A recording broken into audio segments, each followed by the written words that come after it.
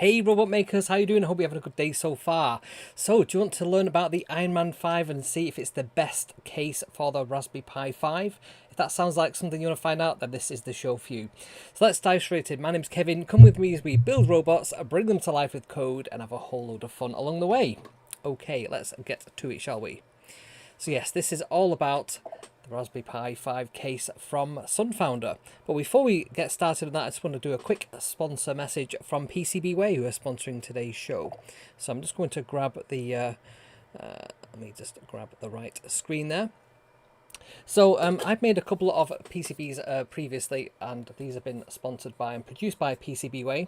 And I've got a couple of ideas for some future projects that I'll be working with PCBWay on as well. So one of the projects I'm looking forward to doing over the next couple of months is a synthesizer project using some microcontrollers such as Raspberry Pi Pico, the Microbit, and also the Arduino ESP32. So I'll be looking at having those as the sort of controller on the board, and the PCBs will have all the sort of knobs and dials and things to make the sequencer work. So it's going to be a MIDI synthesizer, it's going to be a sequencer, a drum machine, and also a keyboard, so you can actually play the notes on it as well. So they're just a couple of the modules I'm thinking about putting together there. It's a project I've always wanted to do, and I thought it'd be really cool to do this as a breadboard project first, and then get it manufactured as PCBs, so we can share the love and other people can get these too. I'm also looking at doing some other MicroPython projects, like a keyboard, now that we can do USB HID devices in MicroPython. So I think a keyboard and mouse peripheral will be quite a fun project to do with the Raspberry Pi Pico and ESP32. And I'll be also working on a robot base, a robot controller for a book that I've started working on as well. So that'll be another PCB we can put together. So we're looking at using KiCad or KiCad and Fusion 360 to design the PCBs, and then having PCBWay manufacture these and assemble them themselves. So over here on the screen I've got PCBWay.com up, and I've just put together a very simple example order here. So I've simply selected standard PCB because that's all I need for this particular project, single pieces, and it's just going to be one single design that I'll be sending off, and it's probably going to be like 20 by 10 millimeters, something like that. And then I'll probably put 5 as the quantity that I would like to begin with. I think that's probably the minimum that you can order, but 5 is more than enough to be able to sort of try soldering things, get it wrong, and so on. And then the number of layers, it's going to have a top layer and bottom layer because I'm very simple when it comes to designing PCBs at the moment, so that's all I require. We could have as many as 14 layers if we really wanted to. And I'm going to go with the recommended FR4TG, which is the actual board that they print onto. And the thickness of the board, I'm going to go with a 1.6, which is the standard there. That's the board thickness there, and the minimum track spacing 6 mil I'm going to go for there as well. Standard kind of minimum hole size. Solder mask, I'm going to go for matte black. Thought I would give that a try. These ones with the yellow colour, quite liked how they sort of turned out. I'm going to try the black with a white silk screen, and then I don't need any kind of edge connectors or fancy surface finish, so just the regular kind of HASL for the finish, and we just have regular tinted wires. So that'll be everything I need there. So if I just put all that together and then just say I'm shipping to the UK, and they've got different sort of shipping rates that you can choose. I'm just going to choose like the cheapest one on there, $3.74, which is basically nothing, and that comes to about $40, so not too expensive to get these prototyped and then turned around. Now if I want that quicker, I can actually get that delivered within a couple of days, 2 to 4 business days, which is insane, but you pay a little bit more for that. We did actually use FedEx to ship all our robots off to San Francisco, and that worked perfectly well, so I'm quite happy to use FedEx if we need to. But yeah, I would simply just save the order. They would then just check over when I upload the file to them, the Gerber file, which is the next step on their list there, and then they would go ahead and manufacture that after I paid them. And then they ship it back, let me know it's on its way, and I'd get it back and be happy and start building the synthesizer. So I just wanted to show you that, and thanks PCBWay for sponsoring this. And it was great to actually meet Elaine in person at the open source event 2 weeks ago. Cool. So let's get on to today's show. So this is all about the Pironman 5 case. This is by Sunfounder. We previously looked at a few of their projects and products before, which is the PiCart X, the PiDog, and I think a couple of other boards as well. The Galaxy Rover as well.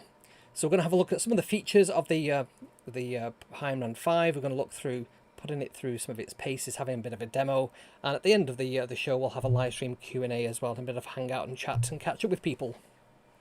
So what is this Pironman 5? So it's a new case that's been specifically designed for the Raspberry Pi 5. It's got a really nice robust aluminium case. It's really robust in that it doesn't flex or bend. It's really strong but very light, and also the aluminium can help with the heat distribution as well, get rid of any heat that might generate from the Raspberry Pi 5, because they do get quite warm there. And it brings a lot of extra functionality, and we're going to dive into that. You might be able to see some of that on the back of the case just there as well, if you're eagle-eyed and you know what the difference might be there. And it's a really fun addition to your desktop. I've got one over here, and we're going to have a look at this in depth very shortly. It is only compatible with the Raspberry Pi 5 though, and that's just because of some of the measurements of some of the add-on boards that go in there. So like I said, it's an aluminium case. It also has an aluminium push button switch, which is really nice, very nice quality on the front there. So you can easily switch on and switch off, and you don't have to go rooting around the back of the case to find that it's on the front, which is nice. It's got two large RGB cooling fans. You can see them on the picture there at the back. And they also have dust filters in as well, so they stop dust going inside the case. It also has an M2 SSD slot with the NVMe support, Generation 2 support. And it has this really nice OLED display for showing the CPU and RAM usage, temperature, IP, and disk space usage as well. We'll have a look at that in a second too. On the back of the case, you might have noticed on the previous slide that there is two standard size HDMI ports, and I think this is one of the best things to come on this case, because you don't have to fiddle around with those very, very delicate looking micro HDMI cables. You can just use a standard HDMI cable, and they're a bit more robust to be able to put into your case. There's also an infrared receiver, an external GPI extender. Not sure what the IR receiver is for. I guess you can use anything for that. You could just program things to receive that. And it also has a real-time clock battery in there as well, so that's another nice addition. It just means that your real-time clock will carry on ticking even if there's no power to the Pi. You'll also notice on the front there as well, there's a TF card slot, so that's your SD card for your Raspberry Pi. You can very easily get access to that from the front, which is also another nice feature. And I like the way that the GPIO pins are sort of broken out on the top. And also you've got that nice Perspex enclosure as well, so you can see everything in there. So here's a little video that they put together for this particular product. Just move that out of the way there. So you can see there, that's plugging in the battery. There's these extension cards that bring all this extra functionality, like the HDMI connectors, that whopping great big fan there. They've got additional fans, the extender for GPIOs, the button, the OLED display, and then the RGB coolness. It looks very, very nice on the desk there, glowing away. There's quite a few different animations that you can run through this, like a rainbow effect or a pulsing breathing effect or just a solid colour, and you can even choose what colour that is as well. So really quite like the way that they've brought this into the case. So you can see there it's quite tiny on there, but it can be used for a daily drive with it being a Raspberry Pi 5. So yeah, really quite like that. Big fan of the big fans. They're in there. Cool, so that's the Pironman 5 from Sunfounder. So let's have a look at this OLED display. So my reckoning of this, it's a black and white display, but I think it's 128 by 64 pixels. You can do an awful lot in that space. It's quite surprising what you can get away with content-wise on there. And the standard script, there's quite a few examples that come with this, but the standard one displays the CPU and RAM usage, the current temperature, the IP address of this machine, which is really useful to have, particularly if it changes every time you boot it up. Some home networks do that. And it also shows the disk space used and remaining as well, which is, again, just another handy feature to be able to see at a glance. So really quite like the addition of the display there. And they've also got this built-in NVMe board as well. So it's an M.2 SSD slot, or you could potentially use it for like a Coral or Halo 8, for example, that Raspberry Pi have just launched as their AI kit. And it supports the usual kind of sizes, so 2230, 2242, 2260 and 2280. So yeah, the standard kind of dimensions, that's what the 22 is by 40 or whatever. 42.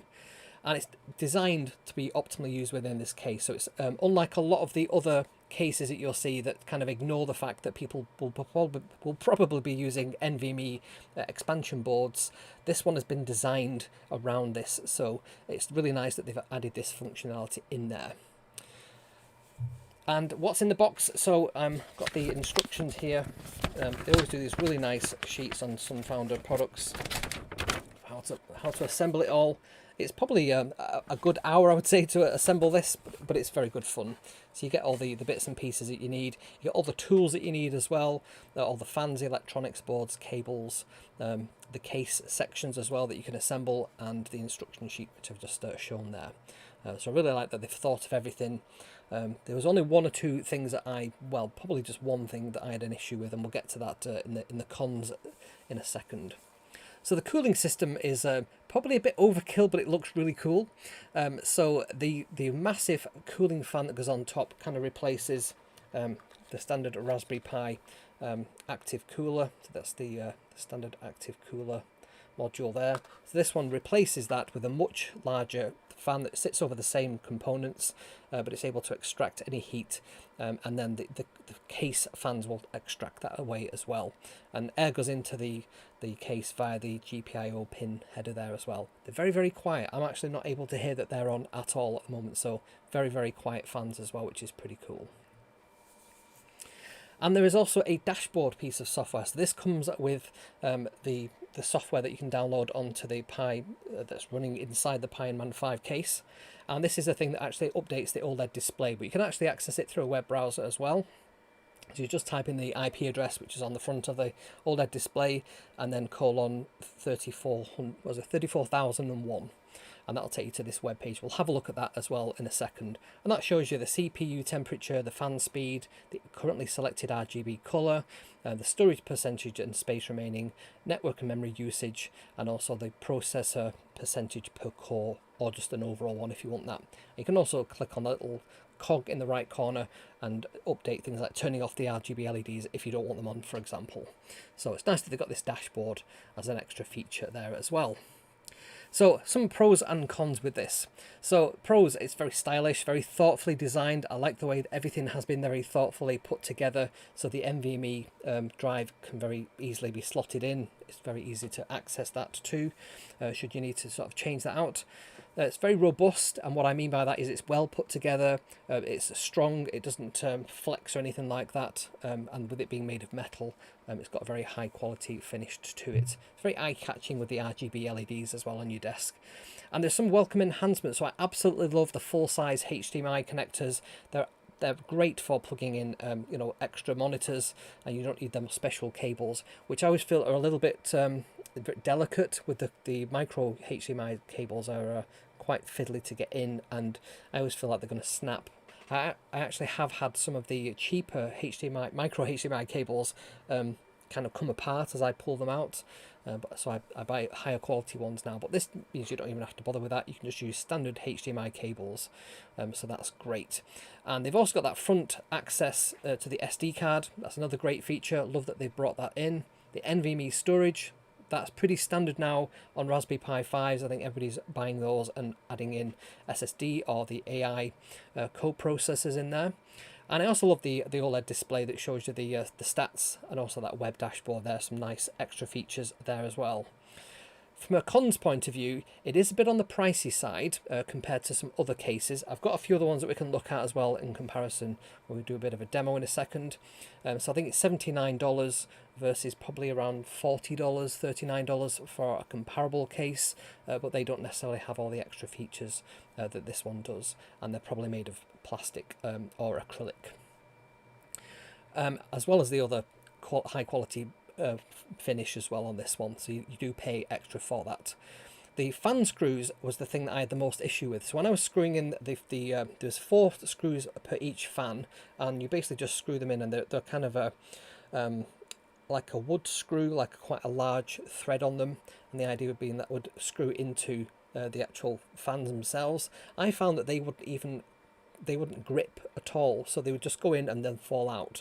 So I had to put some blue tack inside the hole where the screw is going, just to give it some kind of resistance there. That's not great, and it kind of is the only thing I think that's sort of lacking on this case design. I'm sure that it might have just been a bad batch of screws, or maybe the fans were a slightly different design than the original ones, but whatever, they didn't quite grip on there. 2 screws per fan wood, which was just about enough to hold it in place, but yeah, I think that was it was just a little bit lacking there. The other thing I noticed as well, I was looking to use the Raspberry Pi Halo 8 module, the new AI kit, and that requires a cable for the camera, and it's not very practical to get at the camera cable in this case at all. So I think that's another downside, is that it's not practical to use a camera with this case. But I guess this isn't what the use case of a regular desktop computer is. You wouldn't generally have a web camera, well, not a web camera, a built-in camera used with this. And the other thing I noticed as well is the NVMe board is generation 2. Now the new Raspberry Pi M2 hat is actually generation 3, so this can actually run quite a bit faster. And I know that that is used with the Halo 8 module, for example, so just to get that extra bandwidth there. So not sure why they picked just Gen 2. Maybe they have got capability, they just haven't announced that, which is what happened with the official Raspberry Pi hat. That originally was just Gen 2 only, but it had the capabilities of Gen 3, and when the AI kit has come out, they've actually announced it's now Gen 3 ready. So there's my pros and cons of the cases. We'll have a compare with some other cases in the live demo, which we're going to look at very shortly. So if you like what I do and you want to make more kind of videos like this, please give this video a like, drop me a comment, let me know what kind of case that you'll be looking to use or you've purchased in the past. And also, if you've not subscribed to the channel, please consider subscribing. It means an awful lot to me, and it'll help me get to that next big milestone, which is 100,000. So yeah, we're about a third the way there on that. I do go live every single Sunday as well, so if you want to drop in the live stream, you can easily do that. We always go live around 7 o'clock, British summertime or Greenwich Mean Time, depending whether we're in daylight savings or not. Great. Okay, so let's dive over to the demo then. So let me just get me on screen for a second while I get everything ready there. So just before we do this, I also wanted to say a congratulations to Alex, my daughter, who's just got her degree results. So she's passed a degree, and she's not only passed, she's got a first-class degree. So fantastic for doing this, Alex. I'm really, really proud of you.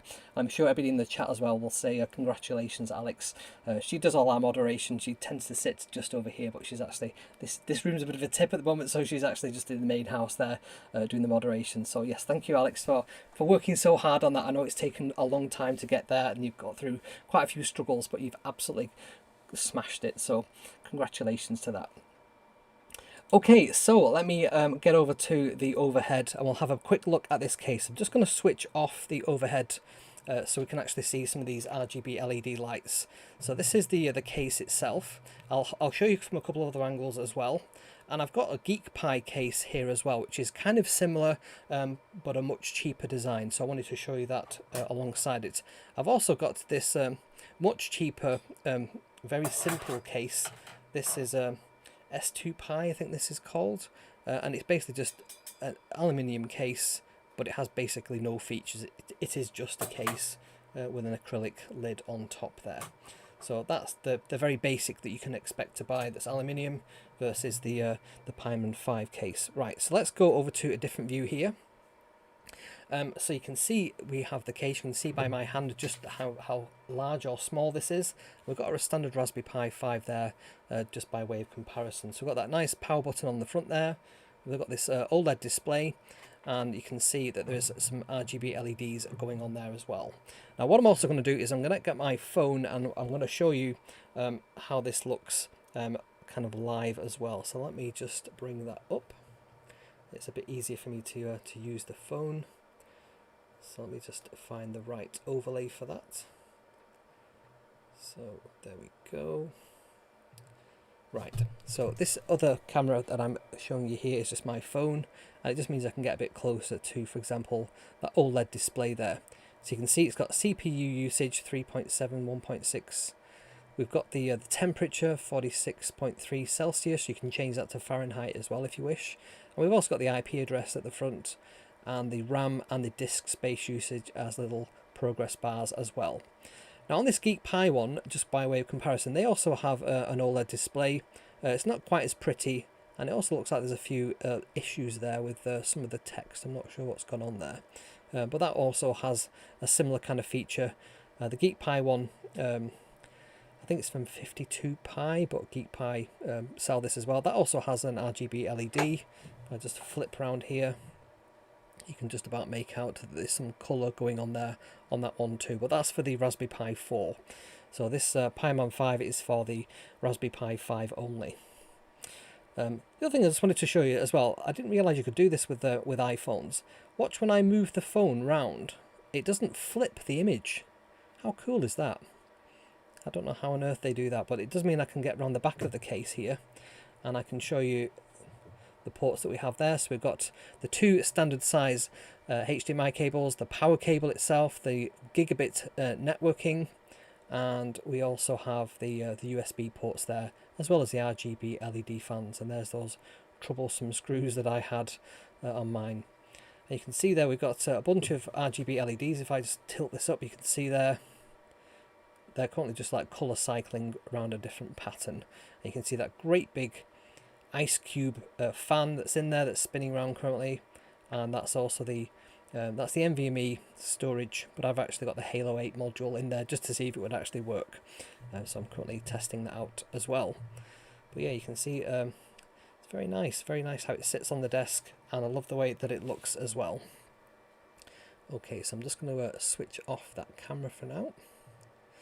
There we go. So I've shown you that. Let me have a look. So the next thing I wanted to show you then is the dashboard. So let me get over to my browser, and let's go over to the Pironman 5 dashboard. So you've got these three different views. Looks very Google-esque, I think. You could have seen kind of a material design there.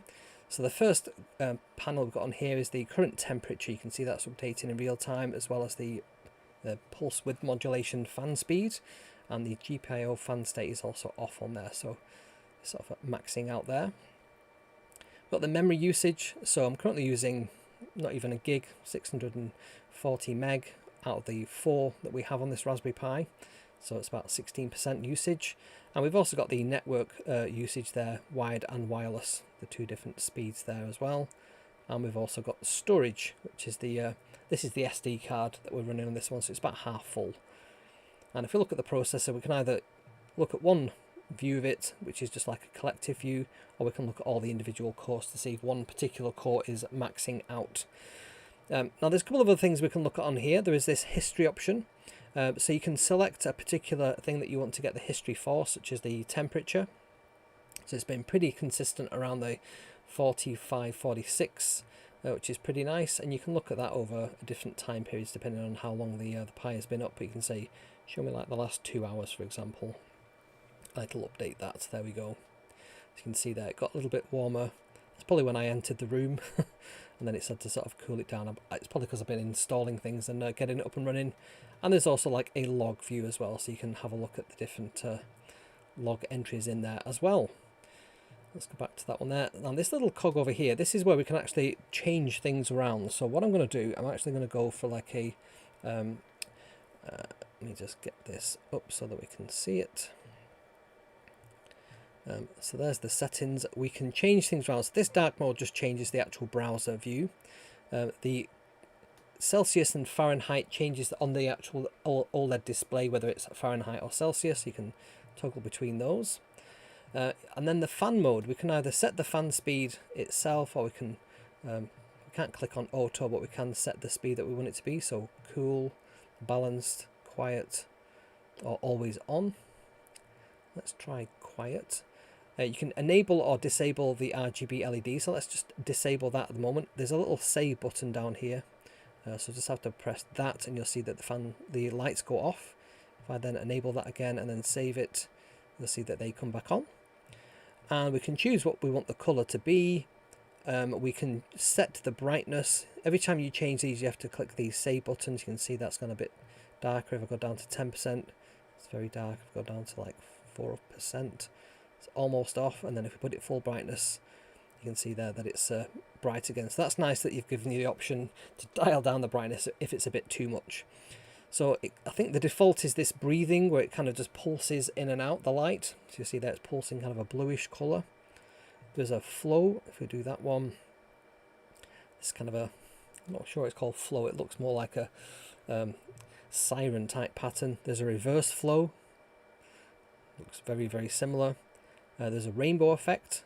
So that'll cycle through all the different rainbow colours. And there's a reverse one, which is just the opposite direction, I guess. And then we also have the hue cycle. So this will just cycle around all the different colours. And you can speed that up as well. If you slide the bottom slider, you can see there it's pulsing through the colours pretty quickly. Or we can halve that speed, and it'll very slowly just change colours, so it's not quite as distracting.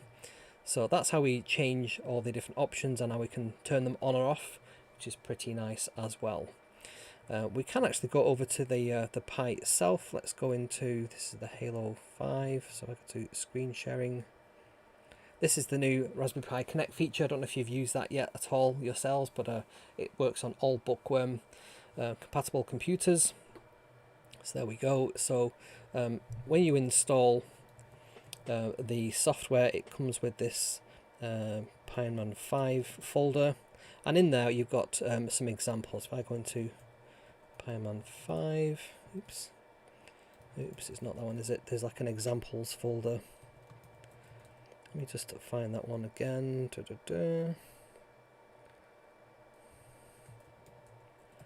Yeah, I'm not sure the examples have gone. Is it in build? Oh no, it's actually in a different folder. If I go to home and then Kev, it's not called Kev even, that's probably why that wasn't working before. It's Pi, and then there's this Pironman 5, let's go in there. Nope, it isn't that one. Where is it? I was looking at this previously, I can't remember where I put the actual demo programs. I'm sure they were in Pironman 5. Let's go into build. Let's go into bin. No, let's go into tools. I'm failing that. Let's go into, is it user local?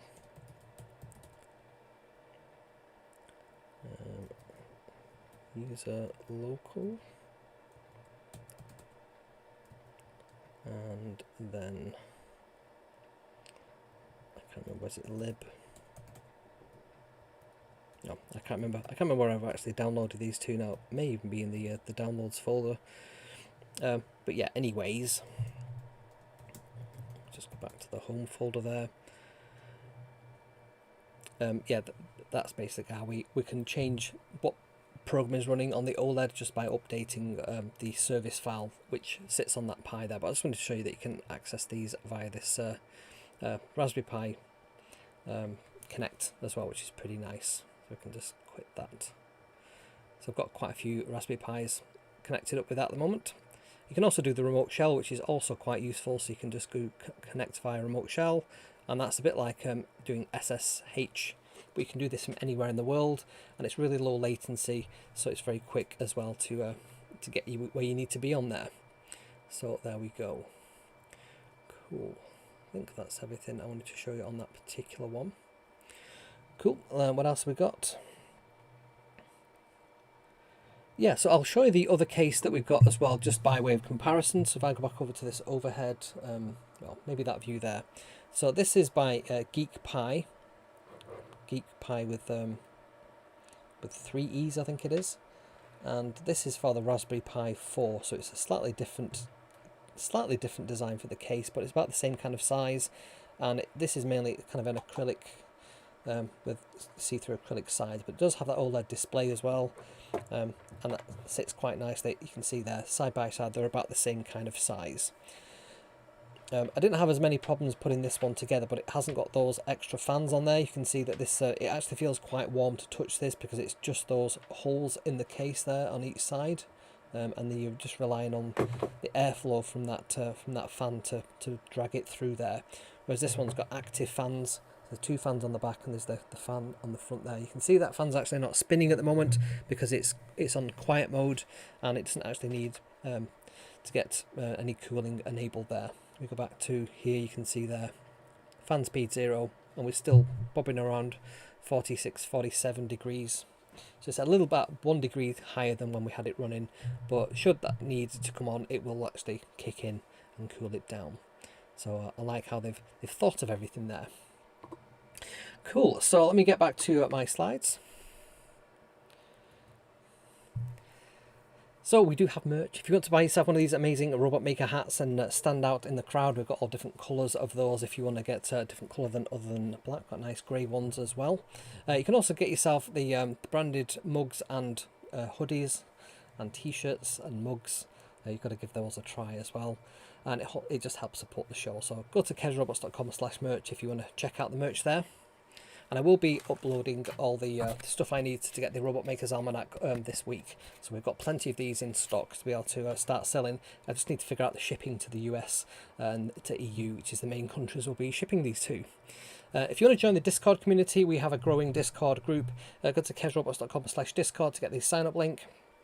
Just ask you for an email whether you want to sign up to the newsletter or not, which I suggest you should do, but it's completely free and it's a really great group of people in there too. And if you follow me on social media, I'm on all the different social networks. I didn't have the foresight to have my same tag on all of these, so on Threads I'm at Kevin McAleer at threads.net, on TikTok it's Kevin McAleer6, on Instagram it's at Kevin McAleer, on X it's at KevsMac. On Mastodon, it's at kevsmac at mastodon.social, and on Blue Sky, it's at kevsmac.bsky.social as well. So you'll get all kinds of behind-the-scenes pictures, pictures of cats and dogs and things as well on there. And if you want to help support the show, you can do this in a number of different ways and get your name in the end credits as well. So you can do that by going to kezrobots.com/coffee and you'll get your name in the credits there. You can also do a super thanks, a super chat, depending whether you're watching this on replay or watching this live. And I'm just going to switch on the stream elements there as well. And you can also join the YouTube membership program if you wish, or the Buy Me a Coffee membership program, either or help support the show. So that's basically just like a regular coffee rather than just a one-off. Okay, let me go back to that. So we have some supporters to give a shout out to. So if you want to get your name in these credits, you can also go to kezrobots.com/credits or coffee. It's the same link really. So we had John buy me 3 coffees. Thank you very much, John, in the past month. And we have a couple of members on the Buy Me a Coffee side. So we've got Shemi, we've got Alvaro, we have Marie, we have Jeff, we have Steve, Dean, Corty, Marlene and Tom. Thank you for supporting the show. And on the YouTube membership side, we have a number of subscribers on there who've joined the membership program. So we've got Ford, we have Alrondo, we have Paul, we have Johnny, we have Dale from Hybrid Robotics, Stephen Cross, Jonathan R, Oxrad39, John Paul Jolly, Alistair Ware, we have Cassie, we have Tinkering Rocks, JDM, Johnny Bates, we have Handsome Cheerlights, Michael, and of course we have Tom as well. So yes, thank you everybody for supporting the show as well. So that's everything I wanted to cover off in today's show. So it's at this point in the video where YouTube will suggest over here the next video it thinks you'll probably like for my channel, so please click on one of these. It also helps grow the channel just by binge watching more of my content, so hopefully this also will be of interest to you, and remember to subscribe as well. And it's at this point in the video I'll say thank you so much for watching, and I shall see you next time.